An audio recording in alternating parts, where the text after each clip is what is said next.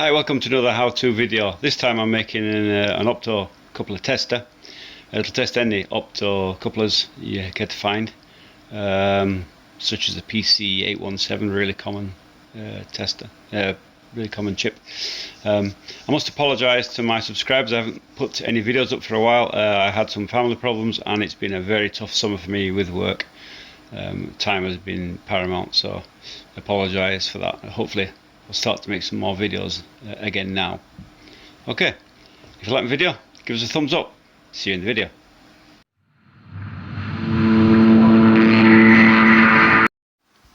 Hopefully you can see this pretty good.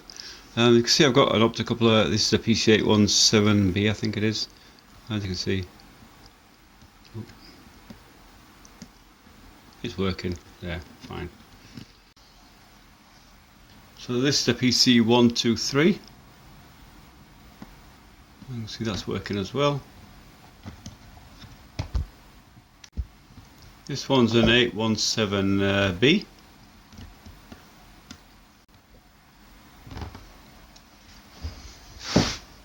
This one's an 817C. And as you can see, there's a fault. It's on permanently, and the light's coming on worse. It's a permanent. You can see it's leaking across the diode there or something. So that's a good way to find a fault that you wouldn't probably find with a multimeter. This one's an ET1103. You can see it's doing the same job. Okay, I hope you liked my video. If you did, give us a thumbs up and drop us a comment if you will, especially if any ideas of other projects you'd like to see me do, and I'll see if I can get them.